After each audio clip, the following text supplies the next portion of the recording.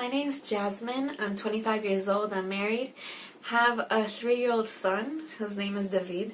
And I'm a cancer survivor. I was diagnosed with breast cancer at the age of 25, which is a very, very young age to get breast cancer.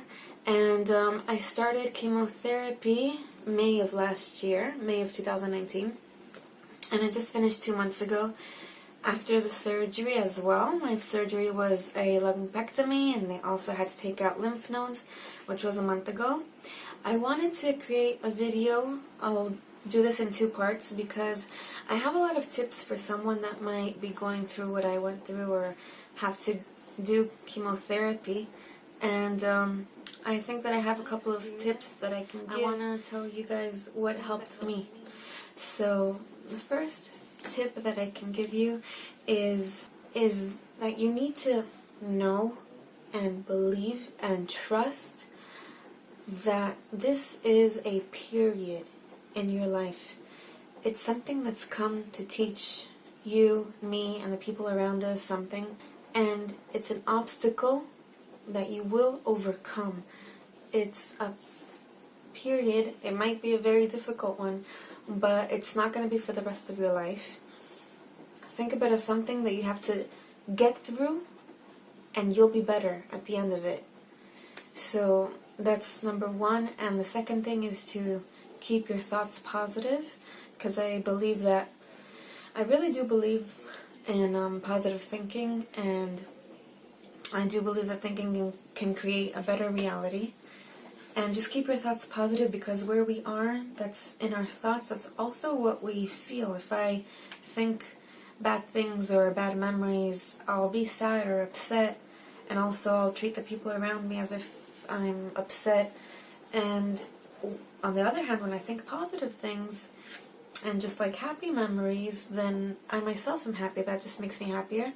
So keep your thoughts positive as much as you can throughout this journey. So number 2, I used to be really against chemotherapy because ever since I was a little kid, I think by the age of 7, I used to read books about natural healing.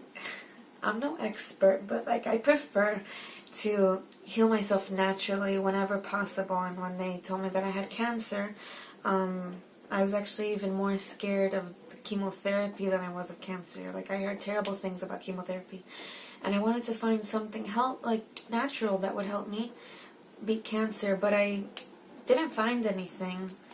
And what I did find was a video somewhere about chemotherapy, about someone that had beat cancer 3 times with chemo, and he would put his hands on the chemotherapy drug and be like, "That you're gonna heal me. This is gonna heal me."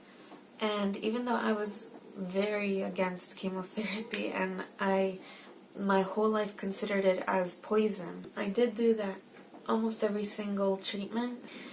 When you get to your treatment, don't treat it or don't think of it as poison. Rather, think of it as, okay, this is a medicine that's going to heal me, and I'll be okay. So the third thing, I wrote everything down because I want this to be as concise and as helpful as possible. So the third thing I want to talk about is hair loss. It happens all around your body, and it happens at different times. It's kind of like progressive.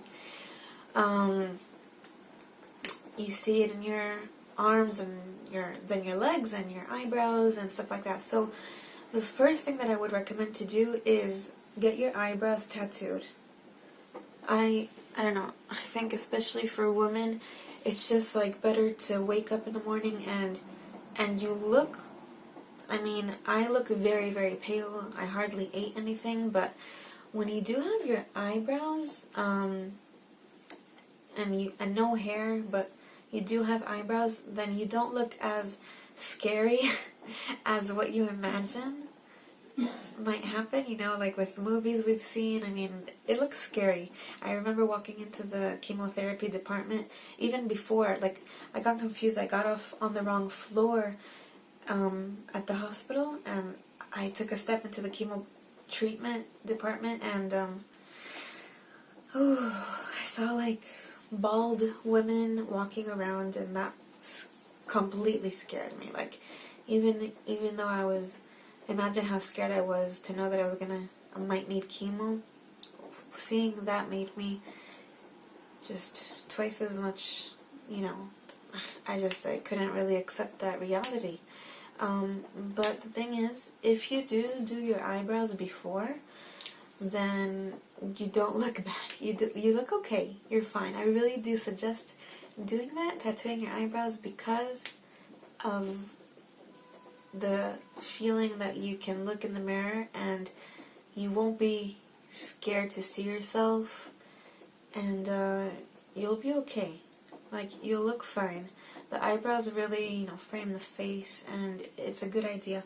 The second thing I suggest doing is, they told me that my hair will fall off. This is a wig, obviously. My hair will fall off on the second treatment. And I suggest shaving your hair off before that time happens. It's just, what happened with me was, on the second treatment, a day later, I lay down next to my son in the afternoon to help him take a nap. And when I got up, like 10 minutes later when I got up, my son was covered in hair. In my hair. I had long, beautiful locks of hair, and my son was covered. And that was like also sad and ugly and nasty and scary. And when I saw that, I was like, oh my god, okay, tonight I'm shaving it off. And if you can, go with someone that cares about you. It grows back. There's nothing to worry about. It grows back.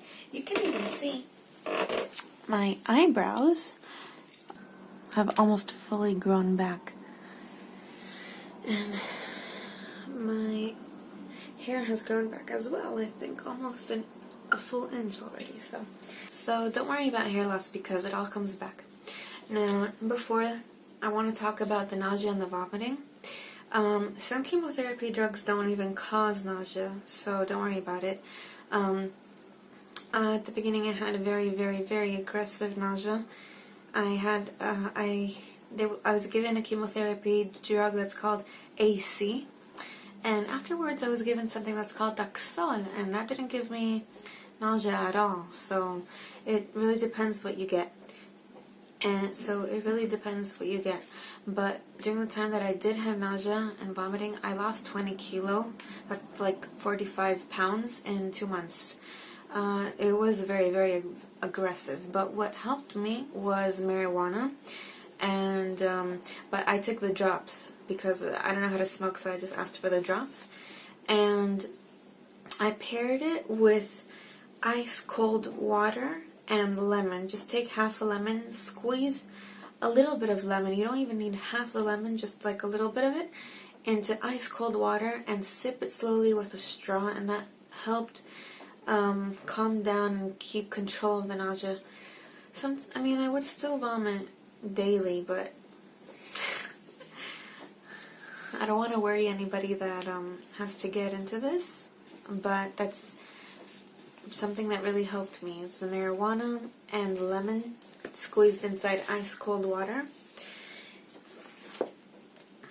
Oh, okay. And what didn't make me nauseous at all was fruit and vegetables.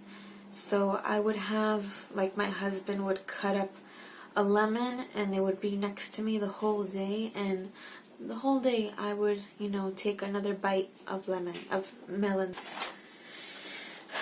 And if someone can prepare for you, like, small Tupperware containers of food that's easy to eat, that doesn't make you nauseous, just like, like a pile of Tupperware containers in your fridge so that you don't have to cook.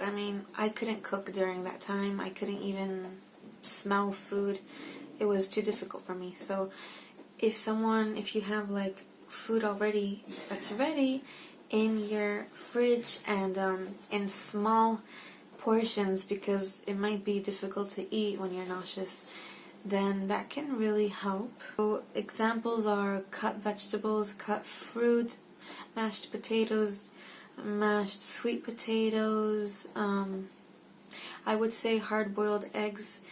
I couldn't eat that. That really disgusted me. Now I can eat eggs completely fine. I'm totally fine, and I'm 2 months after chemo, so that's completely like, you know, everything goes away.